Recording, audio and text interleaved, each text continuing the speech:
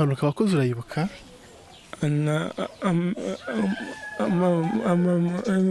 Misimisi. Ntabwo ubizi.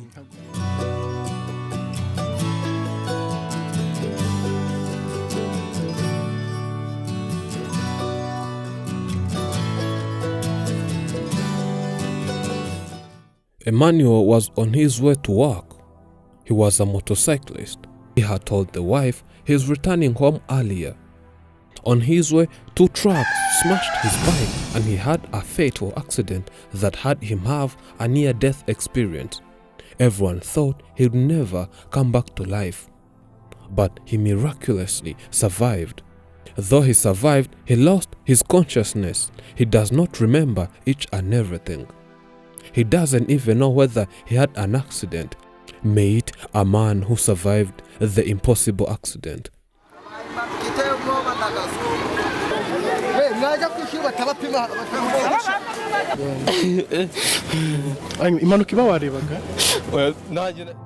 It's a worst day they will never ever forget. 12th September 2020. As Emmanuel was riding his motorbike, he was smashed into 2 semi-trucks. He aimed for the back of the trailer as he lost control.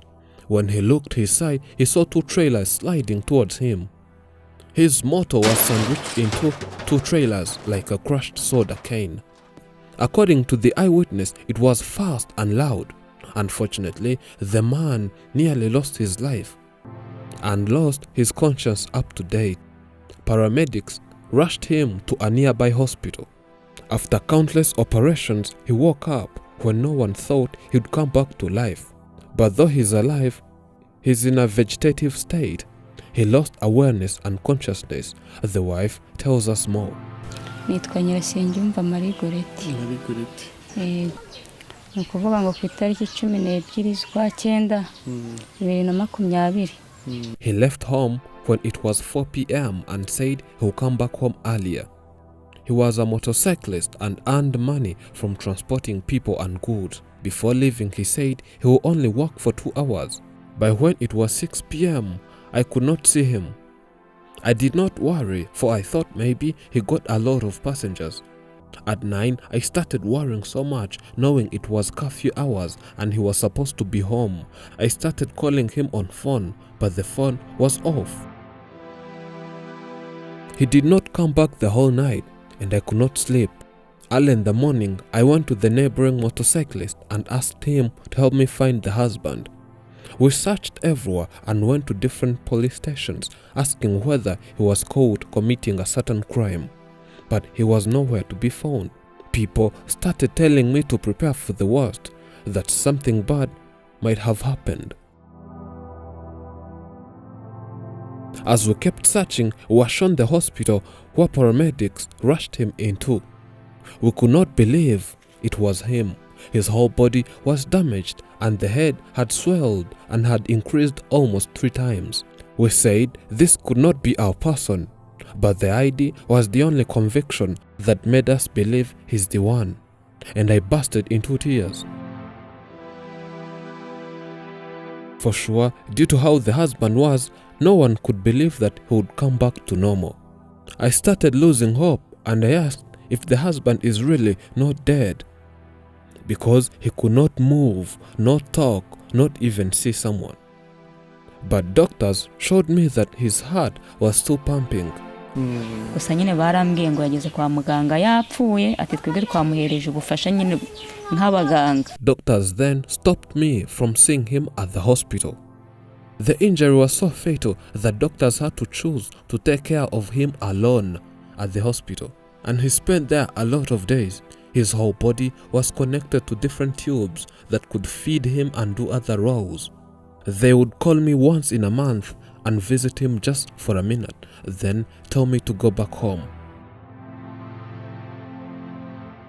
There is someone who used to look after my children by when I would go at the hospital. She woke up during those hard times and left. I had to take them to another family so that I would take care of the father, knowing that my children are safe.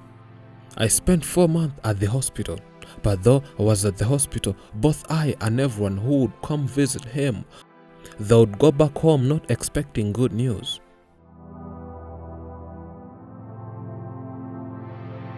Later, he started recovering slowly by slowly.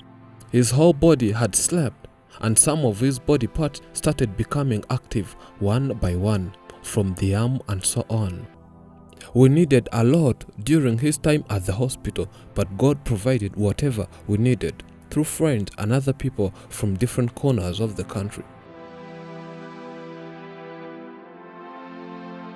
He was operated in the head, and there was a fractured bone, and doctors had to remove it to avoid causing other related health problems.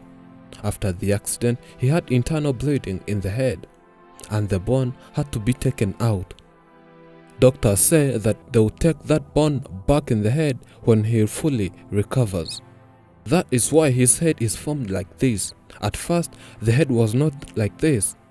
After that, we were told to take our patient back home, but still he had not fully recovered. He could not even see it. We got a taxi cab and brought him. On our way, the owner of the taxi cab said his vehicle was too old, that it could not ascend. We got out of the taxi cab halfway home and sat on grass, lent a chair and had to make him sit there. 10 men came and lifted him. This is how we reached here. The wife says that though they had brought the husband back home, he was still sick and had wounds all over the body. Now the husband can sit and try talk, though he stammers. This brave wife says she's struggling with providing medicine to this man whose condition is not yet clear. The wife is happy that at least for now the man can walk a small distance, then sit. She hopes that maybe after 2 or 3 months the husband will have recovered and continue his motorcycling job as usual.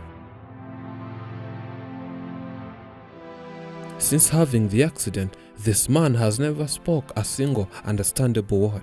Most times he uses signs when trying to say, or else stammers.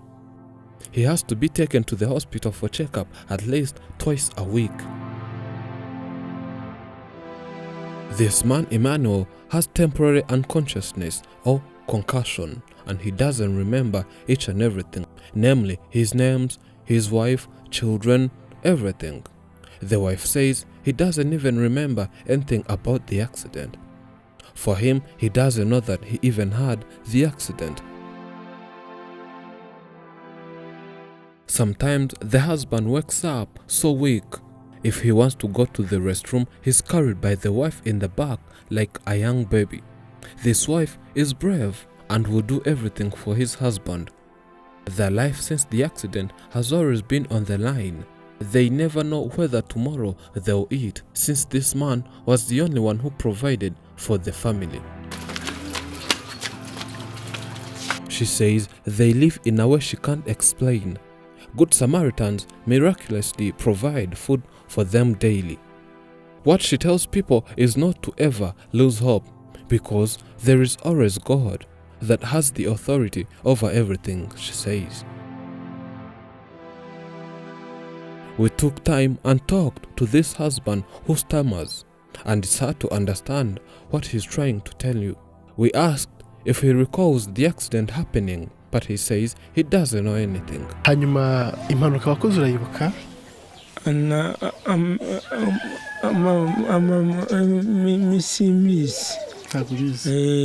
This man who survived the impossible accident needs daily medicine, and the family together needs to survive. Yet he was the only one who worked. Daily medicine plus transporting him to the hospital all needs a lot of money, of which the wife does not have. You can donate so that he can continue getting treatment via a GoFundMe link found in description and pinned in top comment. In a world filled with hate, we must still dare to hope. In a world filled with anger, we must still dare to comfort. In a world filled with despair, we must still dare to dream. And in a world filled with distrust, we must dare to believe. To be hopeful in bad times is not just foolishly romantic. It's based on the fact that human history is a history not only of cruelty, but also of compassion, sacrifice, courage, and kindness. What we choose to emphasize in this complex history will determine our lives. If we see only the worst, it destroys our capacity to do something. Always hope for the better. Thank you for watching. I'm Elijah, and this is Afrimax English. Remember to subscribe.